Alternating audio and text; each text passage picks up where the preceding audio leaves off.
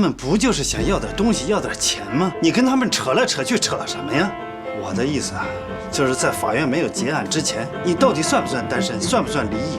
别人会怎么看我？你就是潘金莲，找了个西门庆，陷害亲夫，说亲夫重婚，你们俩到底离没离？你心里最清楚。你老公在外边有了孩子，有了女人，你还不依不饶的，你自己不有男人吗？两个都想霸着呀，一个修水表都不够使啊！我啥时候修过水表了？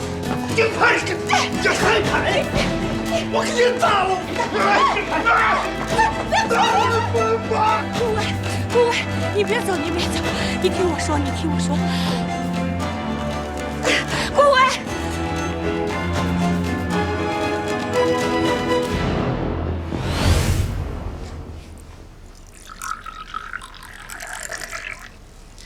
夏女士啊，不是我说您，这个刚才要是换我呀，我也走。您想想，照您跟前夫那么个吵法，哪个男人站那儿受得了，对吧？我就是怕他有想法。当初郑天涯撇下我们母女走的时候，那都是顾威啊帮忙，忙里忙外的，才打下这片家业。女儿也劝我，说给就给他点呗，就当是希望工程了。我也知道，你说人活在世上，你说能吃多少喝多少，可是我要是给了他，顾威怎么想？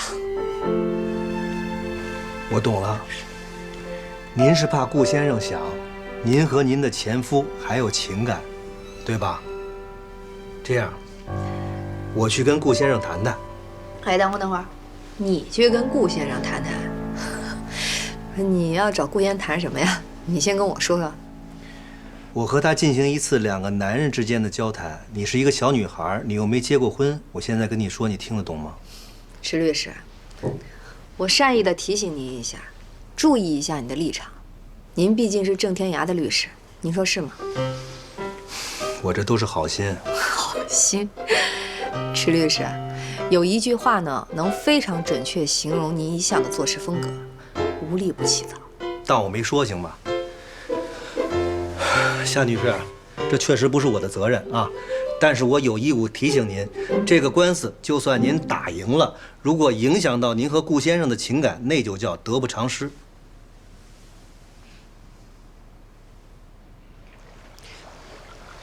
罗律师，你是我的律师，我听你的，你说了算。夏女士，我是你的律师，但这么大的事儿，真得您自己拿主意。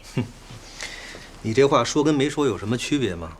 咱们做律师的就是要把当事人当作我们的亲人，在法庭上要尽的是我们的职责，当事人生活中的事儿是我们的义务。哎，骆律师，我也信你，我知道你会以最大的限度来保护我的权益。你放心，这官司不管打成什么样的结果，我都不怪你。你听听，人家夏女士是真心的把你当成亲人，刚才说的这番话，那才是掏心窝子的话呢。夏女士，我跟您说啊，就算这官司打赢了，打他郑天涯一个家破人亡，您得想明白啊，他是您亲生女儿的亲生父亲，您的女儿一辈子都有赡养她的义务，这个法律原则你跟夏女士交代过吗？石律师，您还真当我是个摆设呀？夏女士现在最大的心结不在郑天涯那儿，是在顾威这儿。她打这个离婚官司，就是为了跟顾威再婚，好好过日子。但前段婚姻不了结，顾威就得一直等着，等来等去，人就有了想法。顾威现在一定觉得，这婚离不掉，一定是夏女士对郑天涯余情未了。池律师，恕我直言，您是男人，你也懂男人，但你是真不了解女人。对，罗律师，你太厉害了，真的是这样的。就是现在我一天不跟郑天涯我们有一个了断，顾威呢那个心里他就不痛快。现在我面对他的时候，我都不敢面对，不敢说这事儿，我都绕着走。为什么要离婚？就是要结束一段不好的感情。为什么您要和顾威先生在一起？就是要开展一段有希望的新生活。您刚才说的这番话，应该清清楚楚的让顾威先生听见。顾威先生的心思，您也要清清楚楚的知道，这才叫知己知彼，才能天长地久。对对对，池律师你太厉害了。其实呢，我就。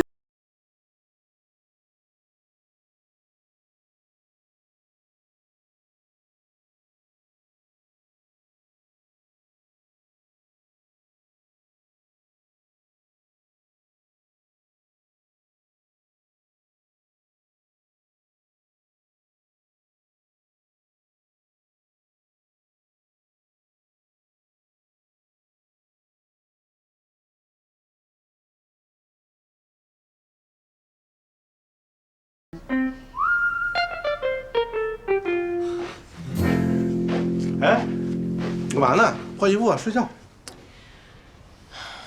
董大海，我怎么觉着我这心里吧还是不踏实？要不，咱们再找个新的律师，问问。这律师啊，不能瞎找，知道吗？得找自己认识的，要不然他只收钱不干事儿。这瞎找什么呀？哎，要不，咱给海东打个电话？你这张嘴还真能忽悠，你把我当事人忽悠，都忘了你是郑天涯的律师。要不是我在场啊，我估计你让他签什么协议他都签。嗨，既然咱们双方都达成了和解的意思，对吧？你就别管我用什么手段。你的手段都够卑鄙的。你还这么说，我刚才也是真情流露。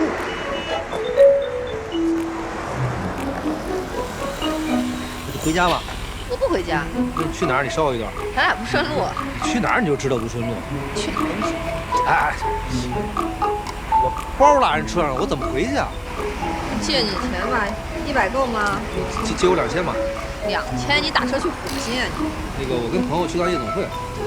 哦，懂。2000够吗？够。100%利息啊，还4000。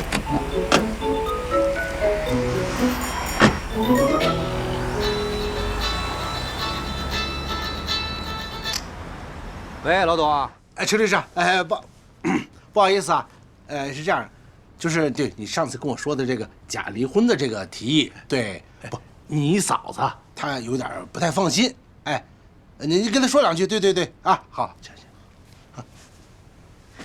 喂，池律师啊，不好意思啊，这么晚打搅你啊，我就是想问问，这真离婚跟假离婚有什么区别啊？这真离婚啊，这个肯定是过不下去了嘛，对吧？这假离婚，是以离婚为借口达到其他的目的。不是，那池律师，我就想问问，那我这个假离婚有多大风险啊？嫂子，这假离婚最大的风险就是假戏真做啊。好，行了，我跟你说，海东啊，你这样，哎，你这样，你那个做一个协议，哎，把我的钱和我们的房子，对，都给你嫂子，哎，你给我留一套小房子，就是花家地那个，对我要卖嘛，这2天就把手续赶紧办了嘛，好吧？啊，哎，好了，哎，谢谢啊，哎，好嘞。阿姨，你干嘛？我还有话没问完呢。哎呀，问什么问呢？啊！你看你呀，不是，脑子糊里糊涂的，问不明白，人家也听不懂，问多了人就笑话啊！行了，别问了啊！再说了，这感情啊，要经得住离婚的考验，知道吗？这点信任都没有，真是。其实我也不是不信任你，我就是这心里不踏实，你知道吗？你说这好端端的，咱们这幸福日子过得多好啊，多恩爱，干嘛呀？为了买个房子就要离婚，这让人知道了笑话。不是你别饶世界去喊离婚呐！啊！我不喊，可是万一有一天我一冲动就给秃噜了，那怎么办啊？这憋住了啊！憋住了，憋死谁都不能说。哎呀！这离婚呢，得悄悄的离，你知道吗？然后把房子悄悄的买了，咱悄悄的再付了，不能饶世界去喊去。啊，行了，好了，我今天说了一天，我累了，睡觉啊。好吧。哎，董大海，起来。哎呀，怎么了又？他还有孩子呢，这事儿怎么跟孩子说呀？咱可不能撒谎。哎，行了，别跟孩子说了，孩子留学，你跟他说什么呀？你让他好好学习，茁壮成长，这事就不用告诉他了，知道吗？行了，好，睡，这，换衣服，我关灯啊。睡了。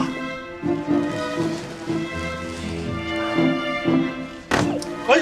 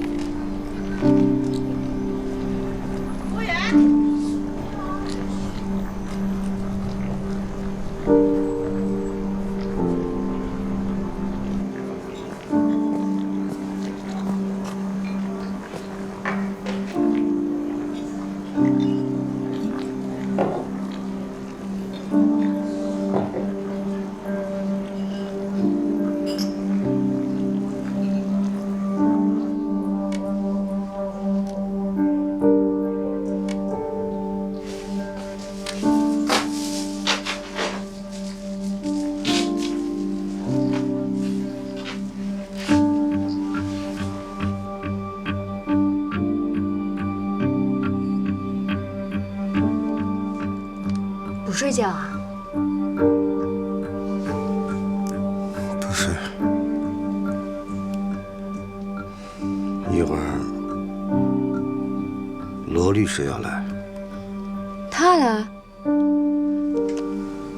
他来，我躲哪儿去？哪儿也不躲。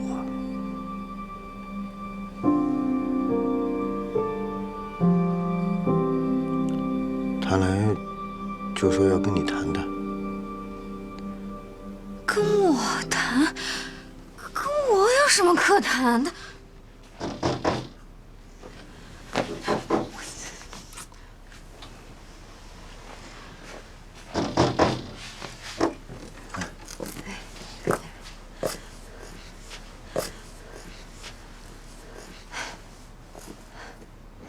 实话跟你说吧，池律师，我认识夏芳草之前呢，我就是一个保安，啊，但是话跟你说明白了，我啥时候都没有给人家去修过水表去，我就是有时候帮人家收电费啥的。有一次啊，我去夏芳草他们家收电费，正好碰见夏芳草在那儿寻死迷活呢，我就把他给救了。送到医院以后啊，我给他男人打电话。就是那郑天涯，他也不是个东西了。他说他们俩已经离婚了，他不管，他不管，我不能不管啊！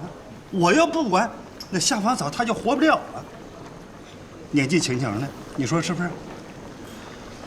我就帮着他照料了一阵子，啊，那一段时间夏芳草心情很不好，孩子又小，我就经常劝他，我说这人活一世啊。没有过不去的火焰山，老天爷饿不死瞎眼的家巧。我说这城里人爱吃辣的，要不开过火锅店的，就这么着一家一家这火锅店就开起来了，他还挣着钱了。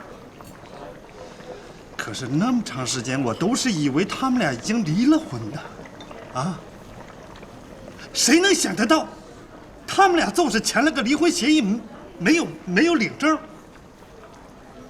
我就不明白了。人家两口子离婚，上午去，下午走给办了。他们俩离婚，扯来扯去，扯了那么多年，还扯到法院去，搞得我现在啊，我给贪图他们俩钱，传作他们俩离婚似的。你说我一大老爷们，我能干出这种事儿来吗？你是知不道，这么长时间我去他们家，我跟偷鸡摸狗似的，我。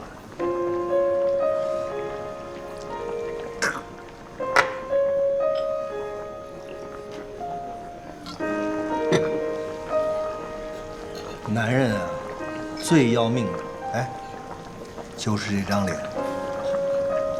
这面子说好了是自尊，说不好那就是一道坎儿。像你这番心里话，为什么不找夏女士聊聊呢？就像你现在这样，把这番话藏在心里头，我告诉你啊，早晚有一天，你就是想说，也说不清楚。我现在我都说不清楚。这不前2天他那小闺女给我打了个电话，电话里头说让我劝劝他妈，让他妈给他爸一些钱，说他爸现在困难。你说那是他妈和他爸打官司，和我有半毛钱关系吗？啊，我啥时候拦着他妈不让他妈给他爸签了啊？这你就想多了啊！这个夏女士为什么急着办离婚证啊？那还不是想要跟你结婚，对吧？我告诉你啊，夏女士之所以不同意调解，她就怕如果她同意调解了的话，你会觉得她跟她的前夫还有情感，你会不会这么想？那她索性就让法院去判了。我可告诉你啊，法院判是判，判成什么样，谁都不知道。那法院会咋判？我不是法官，我也说不好。按照司法程序来讲，1审如果对方不服，那就还有2审，打上几年的有的是。我跟你说句掏心窝子的话啊，我也离过婚。我现在啊，后悔的不是离婚，我是后悔打那个离婚官司，劳民伤财，多麻烦。说的是啊，有那打官司功夫，多开几家火锅店，不啥都有了吗？啊？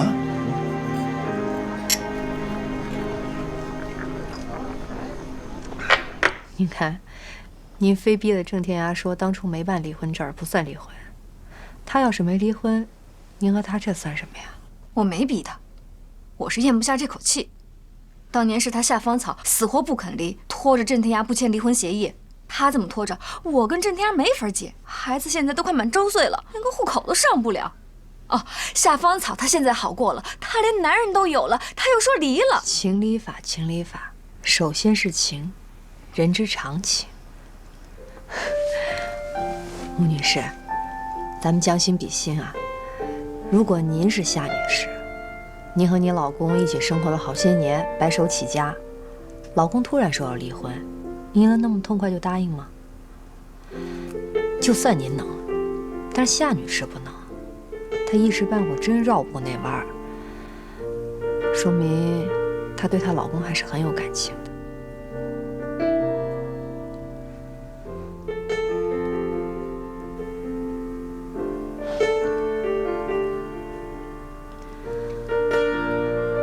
我当律师年头不长，但我也办过让自己后悔的事情。当初我接手了一桩离婚案，最后判了，赢了，把对方弄得是身败名裂，片甲不留。但是很奇怪，我一点都高兴不起来。我时常怀疑自己，我在想，如果当时我理智一些，不那么好胜的话，这个事情是否会有更完美的解决方案呢？那样的话，对我的当事人是不是也更好一些呢？我的当事人当时是解气了，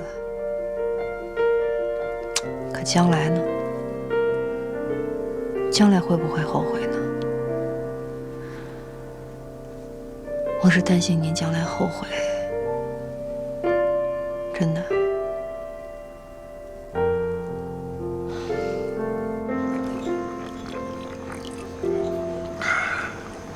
说实在的啊，池律师，我就是喜欢和你这种人在一起聊天，知道吗？有些律师一坐到一起就跟你谈什么法律啊、证据啊，一说那个我就脑袋都大啊。我们农村出来的，我们不讲啥都知不道，但是我们办事凭的是良心，是不是？我们讲的是人情味儿。我也一样。我跟你说啊，干了！这个咱俩现在啊，那是2个男人之间的对话，啊，我根本就没把我当律师，我是把你当成朋友，啊，不像有些那个刚出道的女律师，是对吧？对，她把官司打得越长，这个数额打得越大，她越高兴，为什么呀？钱啊！那都不叫朋友，说实在的，我早都打这官司早都翻了，就是那下房草啊，打起来没完没了，跟上了瘾似的。你呀，你是真误会人家夏女士了，人这全是为了你。哎，我，你要不信，你现在就去跟他说，你说这官司咱们不打了，该给人多少钱给人多少钱，你看他答不答应你？你们现在最重要的是什么呀？是跟人打官司，打个好几年。你们现在最重要的是开始快乐的奔向未来的新生活，对不对？你有这么多家店，我要是你，我现在坐这儿吃火锅喝酒，我早找他去了。那你说咋办？我们现在就去找他谈谈。中，结账。不用结了，自己家开的啊。对呀，太好了，走走。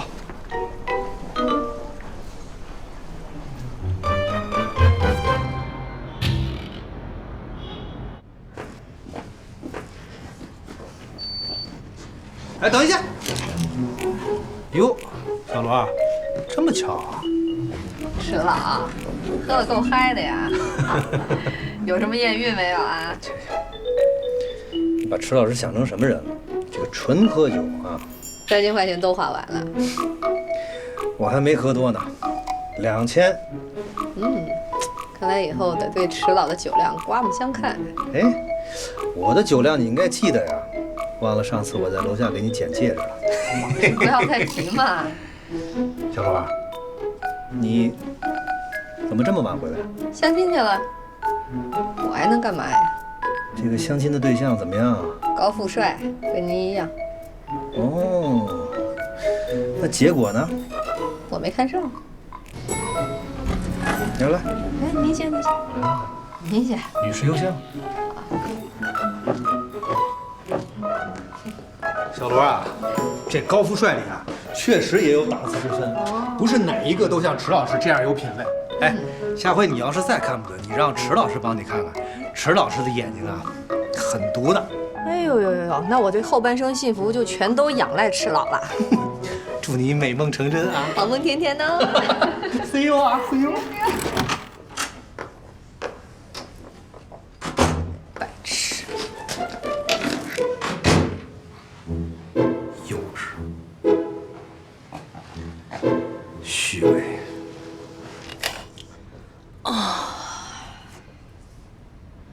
小罗，你怎么可以暗箭伤人呢？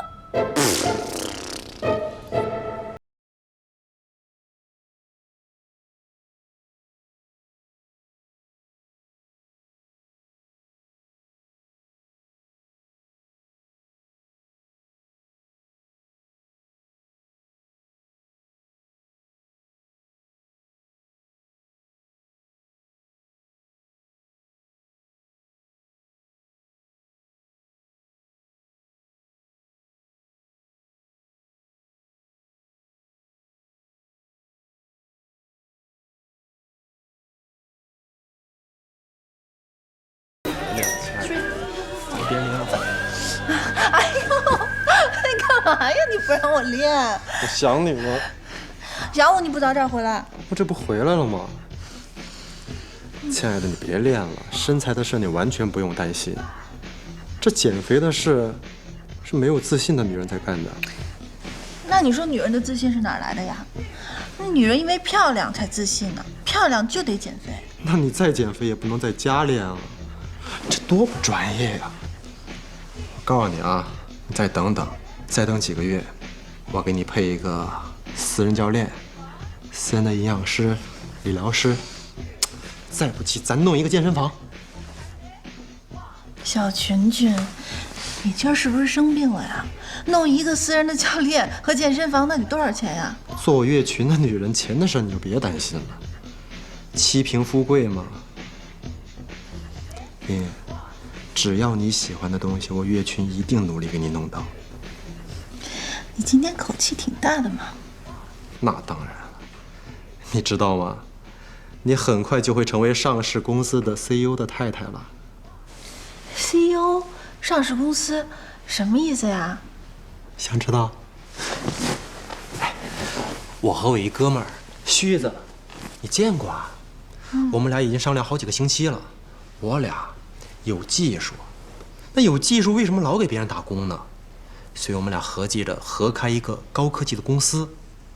营业执照的事情，旭子已经去办了，注册公司需要500万。这旭子他那么有钱呢？什么有钱啊？他们家正好刚刚下来1000多万的拆迁费。哎，我给你看个东西啊。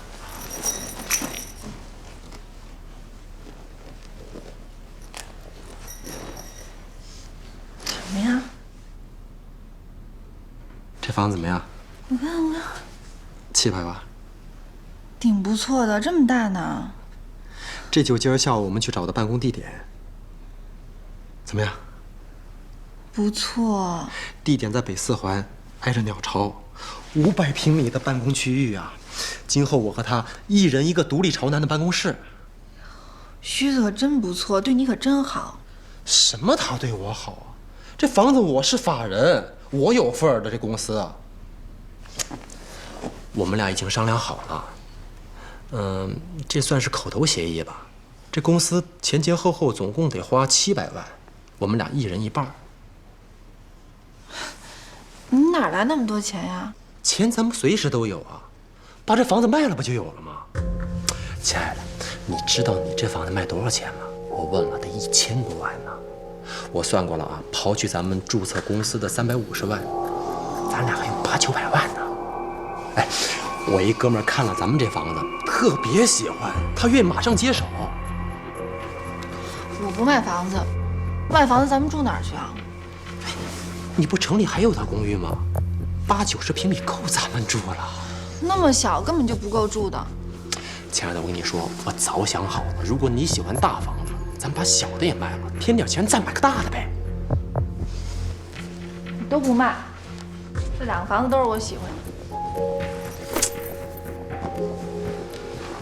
你们女人啊，就头发太长，想的事儿太少。这房子你现在看着是好，可以后政策什么样，咱们谁都不知道。这真要征收起来房产税，咱压力多大呀，爷爷！这办公司就不一样了，这办公司铁定能赚钱啊！哎，现在国家政策是什么？现在国家政策就是扶植高科技产业。我们公司一开，几年之内肯定上市啊！亲爱的，上市意味着什么？咱们身价几亿呀，有钱买什么不行啊？啊！可是我已经在这住习惯了呀。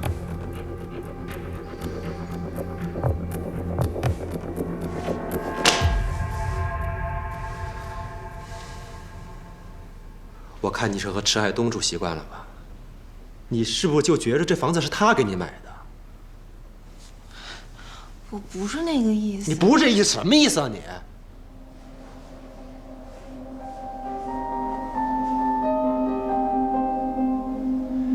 爷爷，你能不能替我想一想？我进到这个别墅里面，我看到的不是你，我看到的是迟海东的影子，迟海东的影子。我一大男人，我生活在另外一个男人的阴影底下，我难受，你知道吗？我能理解你。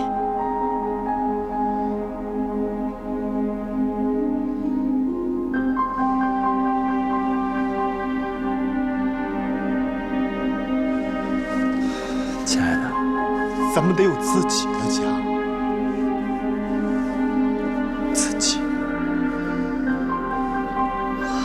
我知道，就是之前好像听一个朋友说现在北京卖房子的手续特别不好办，尤其是这么大的房子，很难出手的。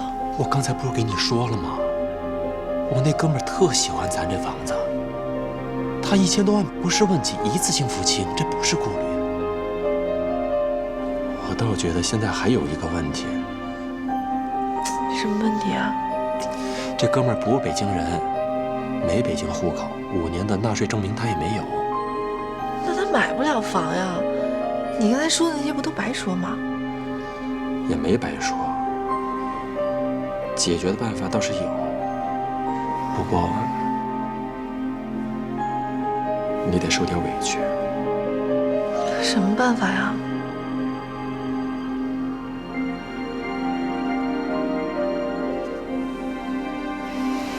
你和他假结婚。假结婚？昨天我连夜找了顾威。顾威？哦，就是夏芳草后来找的那个保安。我跟顾威晓之以情，动之以理，说通了顾威，我又带着顾威去找夏芳草。我说通了夏芳草，让夏芳草给郑天涯一个火锅店或者500万。500万啊？那要按咱们之前跟他签的合约来计算，我们的代理费那就是50万。对呀，我已经说好了，结果这个萝莉背着我去找的郑天涯和吴一，我不知道他跟他们俩怎么谈的，但他说到郑天涯心软，给夏芳草打电话，什么都不要了。那不行，按郑天涯跟咱们签的合约来算，他要什么都不要了，那咱们不是也什么都要不着了吗？这萝莉真够绝的。这萝莉签的肯定也是争议财产差额累计计费，他能挣50万？那不行，那他就赢了。我怎么能让他挣着这50万块钱呢？我跟顾威都喝成哥们儿了。我跟夏芳草说，你与其把这50万给律师，干嘛不把这50万给郑天涯呢？郑天涯好歹是你闺女的亲爹吧？我让夏芳草跟萝莉解除了协议，只付给萝莉一个基本费用5000块。我帮夏芳草和郑天涯签署了一份协议，今天一早他们拿这个协议去民政局办离婚手续了。哎呦，事情的结果就是这样，萝莉挣了5000块，我挣了50万的20%，10万块。他知道这事儿吗？萝莉呀，我不知道他知道不知道，我管他知道不知道呢，我还别扭呢，他多卑鄙呀！沙海东，你可真够卑鄙的你！我告诉你啊，故意伤人是要负刑责的啊！你少废话！你让夏芳草跟我解除了协议，把我那50万律师费直接给了郑天涯，我现在就拿了一基本费用，5000块钱，还不够我交这个月房租的呢。你少挣49万5千，心疼是吧？你不卑鄙。郑天涯和吴一是我的客户，你背着我去找他们，让他们放弃要求，那是500万，500万的20%，我这100万我找谁要去呢？你搞清楚，我找吴一是为了谈和解，这是咱们俩达成过的共识啊。哦，和解到最后就是您赚钱，我不赚钱，凭什么呀？账别算得那么自私，好吧？罗大律师，你可怜可怜我吧。离婚以后这笔钱是我挣的最多的一个数了。你少哭穷，赶紧还钱。我还你什么钱？4000块钱呀。借我2000吧。2000够吗？够。我借了你4000块钱吗？气息不好成这样了，提醒一下您，您借了我2000块钱，说好了按100%的利息还我，100%利息啊，还4000。哦，100%的利息啊，罗律师。嗯呐。潘小刚，哎。根据最高人民法院关于人民法院审理借贷案件的若干意见规定，民间借贷的利率不得高于银行同期借贷利率的4倍，超出此限额的超过部分不予保护。你还当律师，一点都不专业，当我助理吧。坐下。哎呀，我瞅着你们办公室倒是挺宽敞明亮的，挺宽敞明亮的。反正这个月房租我也交不起来，我决定啊，就搬过来啊。罗律师啊，我来总结一下啊，我觉得2位都是业界的翘楚，这就是针尖对麦芒。这场华山论剑看得我心潮澎湃啊！我觉得这场战争没有输赢，只有荣誉，至高无上的荣誉。这荣誉同时属于2位啊！拍马屁没用，赶紧还钱。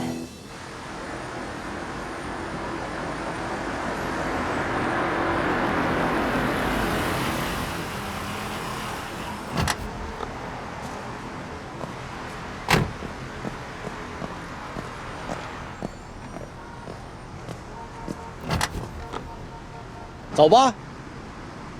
我觉得怪怪的，你让我再想想吧。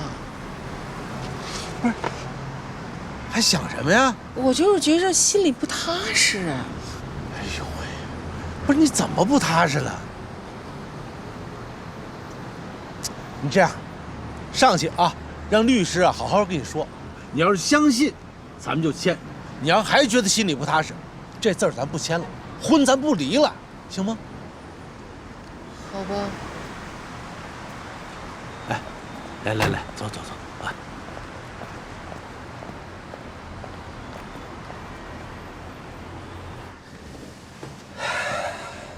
给你啊，不就4000块钱吗？谁会差你4000块钱啊？真想要啊？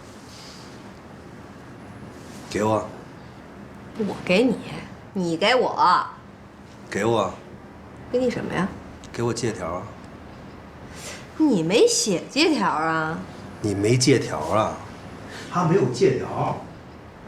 你没借条，怎么能证明我欠你4000块钱？要不然这么着吧，去法院告我，跟法官说你借了迟海东2000块钱，你借了迟海东4000块钱，但你忘了让迟海东写借条了。你是一个专业律师，你丢不丢人呢？你瞪我？哼！韩小刚，哎，给他倒杯2000块钱的咖啡吧。好嘞。2000块钱咖啡折现啊！迟海东，你好歹也是律师界的高富帅，还在 CBD 办公，4000块钱你都不还，传出去你不嫌丢人啊？正因为我在 CBD 底下，我才不能让你敲诈我呢。迟老师，董先生他们来了。哎，老董，我这儿马上就完，你带老董啊去到这个小会议室，先把协议看仔细了，然后一会儿我给你解释一下。哎，行，没事儿，不就一假离婚吗？哎，走，哎，你忙你的，好，我马上过去啊。哎，我可顾不上你了，我不会不还你钱的。你认真琢磨一个数，晚上回我还你，行吗？迟海东，知道你这人缺德，没想到你这么缺德。假离婚这种事儿你能办吗？你穷疯了吧你？我也迫不得已。哎，请吧。哟，前妻电话。燕燕，你说吧。假结婚？你要跟谁假结婚啊？李前妻要假结婚。他不是北京户口，他没有买房资格，但是他想买我的房子，所以我们2个要办一个假结婚的手续。然后呢，他把这个钱打到我账户上，我们2个再离婚。我把这个房子呢作为离婚的财产分给他。我不知道我这么说你听明白没有？哦，就是这人想买房，没有购房指标，所以想跟你结婚再离婚，是这意思吗？结婚没有假的，领了证全是真的啊！对方想干什么都行，夫妻是要履行义务的。燕燕，假结婚这事儿呢，理论上是可行的。什么叫理论上是可行的？碰见坏蛋怎么办？哪个坏蛋能有你坏？别闹！燕燕，我在外面办事儿，我一会儿上你们家找你去。放心，有我在呢，我给你办啊。罗丽，咱们做人得有底线。这是我前妻，你给她办什么呀？底线呐，许你给别人办假离婚，不许我给别人办假结婚呐。亲，你还是先把4000块钱还我，咱们俩再聊底线的事啊。